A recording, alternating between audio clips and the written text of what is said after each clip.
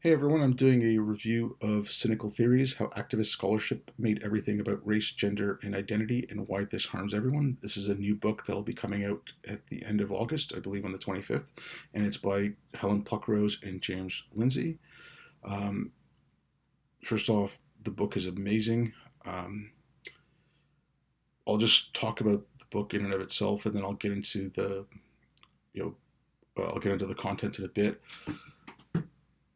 James and Helen did an incredible job with this book. I've read some of the the critical social justice literature. I've read a lot of critical race theory and some queer theory. It's very dense, hard reading, and a lot of it I find very poorly written. Uh, James and Helen have managed to write a book dealing with this subject, and they made it accessible. They made it, you know, they made it so the average person on the street can understand it. They also made it for academics so they can look through the scholarship, see how the scholarship works. Um, I think my favorite thing about the whole book is that it's basically a celebration of the Enlightenment, what James and Helen call the liberalism in the book. It is a celebration of those values. It compares critical social justice to liberalism. And as it's going through the book, even when it's talking about the foundations of critical social justice and postmodernism, they'll compare how postmodernism deals with knowledge as opposed to how liberalism deals with knowledge.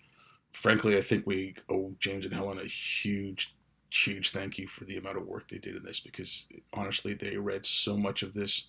If you follow them, if you follow them on Twitter, if you know who they are, you know that they've read a lot of this stuff. But it's like honestly, I don't know how they're not going crazy with all this stuff jammed in their head. But yeah, back to the book. So yeah, the book is again. I said it's great. It starts out. The first chapter is a chapter on postmodernism, lays out its foundations. They talk about the four pillars of postmodernism. They'll talk about the two principles, knowledge and political principles, and then they talk about um, the four themes like the loss of individualism and universalism. They go through all of it. Social constructionism, uh, you know, moral and ethical relativism. They go through all of it. And basically, to give you an idea of what postmodernism is and how it looks at knowledge, postmodernism is defined by radical skepticism about the accessibility of objective truth. Rather than seeking objective truth as something that exists and that can provisionally be known or approximated through processes such as experimentation, falsification, and defeasibility, as Enlightenment, modernist, and scientific thought would have it. Postmodern approaches to knowledge and inflate a small but almost banal kernel of truth that we are limited in our ability to know and must express knowledge through language, concepts, and categories to insist that all claims of truth are value-laden constructs of culture. So with liberalism, with science, we can get an objective truth that we can all come to a reasonable conclusion on. With postmodernism, there is none of that. So right away, you're having a scholarship that says there can be no shared objective truth out there. Chapters 2 through 7 go through how postmodernism was applied, and then they'll go through the different fields of study in critical social justice. So they start off with post-colonial theory, queer theory, critical race theory and intersectionality, feminism and gender studies, disability and fat studies. And I think the way they've done this, when you read the book, you can see it's almost a chronological of how these things came out. And then they'll discuss things like how queer theory deals with identity, how critical race theory deal with identity. Identity is important in both, but the way they treat them are different. The book goes through how this stuff is faith, how it acts almost. I mean, it is a dogma. It acts very dogmatically, but it also acts like a faith. There is original sin. There is no salvation now. Chapter 8, 9, and 10 are basically showing you the scholarship of critical social justice, critical justice in action, and then chapter 10 is my favorite chapter, and it's giving an alternative to the ideology of social justice.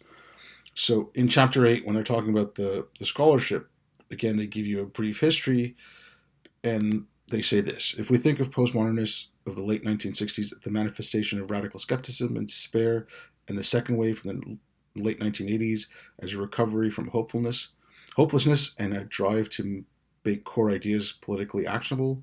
This third wave, which became prominent between the late 2000s and the early 2010s, has fully recovered its certainty and activist zeal. So they're not teaching people, they're training people to be activists. They're training them to look at the world and only find problems with it. The hypothesis is built into all of these fields of study. So critical race theory, it is not did racism occur, it is how did racism manifest. And all of these fields of study work exactly the same way. And they work like a religion, and they're all caught up in the framework of intersectionality. The way I look at it is, if you take intersectionality as the religion, so Christianity, intersectionality is Christianity. Critical race theory, queer studies, queer theory, gender studies, disability and fat studies, all of these things are then Catholicism, Orthodox, Lutheran, Baptist, different flavors of Christianity. They all are under the framework of intersectionality. And the book does a very, very good job of going through it. And then in Chapter 8, the Social Justice Scholarship, they'll give you three examples. They go through the book Being White, Being Good by Barbara Applebaum, a paper by Alison Bailey, Tracking Privilege and Preserving Epistemic Pushback in Feminist and Critical Race Philosophy Classes, and White Fragility by Robin DiAngelo. And they go through them. Chapter 9 is how social justice works in action, and basically what's happening across campuses. And then they go through the Evergreen story, what happened to Brett Weinstein at Evergreen and the whole day of absence thing, and how that went through.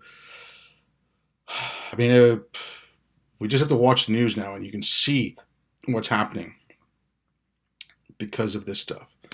And I'm not taking away that the fact the protest started because of George Floyd, but everything else is because of this stuff.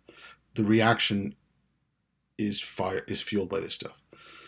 And as I said, Chapter 10 is my absolute favorite chapter. It's, again, all about the Enlightenment. But it really sets apart how the two ways of looking at the world, just are, they're so different. I mean, these are two non-overlapping magisteria. Critical social justice and liberalism do not go together. And how critical social justice is all about control and what you can say, what you're not allowed to say, how you control the discourse. Liberalism comes down to it has to be built off free speech. If you don't have free speech and freedom of expression, you can't get anything else. Science would advance, discourse wouldn't advance. We would be stuck in dogmatic ways of thinking. And they touch on something which not a lot of people who talk about free speech touch on. And it is what the meaning of free speech is. And, they say, we're all accustomed to thinking of freedom of speech as a universal human right enshrined in democratic countries, constitutions, and in the Universal Declaration of Human Rights. In looking at freedom of speech this way, we tend naturally to focus on the rights for the listeners or potential listeners, and especially for the listeners who disagree with the speaker, as well as those who are undecided. That is a core of free speech. If I'm stopped from speaking, yes, my right to speak is being taken away, but the bigger offense is those that wanted to hear me are now denied that. And not that, I might have anything great to say, but it's the choice is being denied them. Someone else has made the choice of who they can listen to, and that is the most important part of free speech. Just go off on a tangent on that. In Areopagitica, arguably one of the best defenses of free speech, Milton says, give me the liberty to know, to utter, and to argue. He lists the liberty to know first, because without the knowing, the utterance and the argument is garbage. Back to the book. But like I said, this book is amazing. It makes it easy for you to understand. You'll get a very good idea of what a lot of these terms are. You'll get an idea of where they come from. And I highly recommend everyone get this. Buy copies for your family. Uh, you know what? I suggest you buy them if you're worried about your work. Get copies for your HR and your boss, and have them read it so they might see where some of this stuff is coming from, and they might decide not to do it. I'm just going to say a couple of final things before I go. One, again, huge thank you to James and Helen for writing this book. It's amazing, and you guys did an incredible job. Second, this is not about the book or anything. This is more of a critique of all of us, and myself included. A lot of times you'll read a book or you'll watch someone speak, and they'll talk about other books and they'll talk about other speakers and thinkers. And we'll just take a quote and we'll go back and we think we know everything. James and Helen have done an amazing job, and if you don't know much about this stuff, it's this book is indispensable. It'll go through everything for you and it'll really lay it out. But go through the bibliography, look at the books they're talking about, read some of them. For example, of critical race theory, if that conversation is important to you, read some critical race theory. If the queer theory and the trans debate is important to you, read some of that stuff. But I would suggest you go and read some of it. And in that vein, I'll put links at the bottom in the description. James has got a great website called newdiscourses.com, and he's building this up. It's all kinds of articles about this. James is also working on a dictionary, so it's basically a social justice encyclopedia, and it's going through all these terms. It's still a work in progress. He's got stuff to do, but he's done a lot. So if you're not sure what it is, and also in New Discourses, there is a link to a reading list that James and Helen have put together, and that goes through papers that are on New Discourses, articles that they've written, but also beginner, intermediate, and advanced level books on all this stuff. Also, I will leave Helen's email in the description. Helen has started a Discord server about this, and it's basically different people from different walks of life, and they're coming together to come up with strategies on how to deal with it in different fields. So they might have engineers and lawyers and teachers and all kinds of professionals and people, working class, whatever, how to deal with this in your office, in your life, how to deal with it when it's at your kid's school. Highly recommend you get a hold of Helen and get onto that Discord server as well. Anyways, thank you very much, and thank you very much for listening, and buy the book. It's awesome.